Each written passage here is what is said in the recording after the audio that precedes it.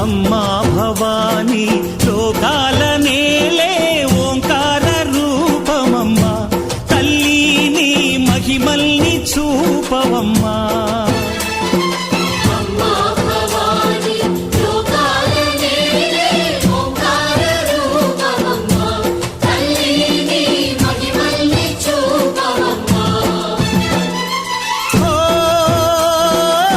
సృష్టికే దీపమా, శక్తికే మూలమా, సింహరథమే నీదమ్మా.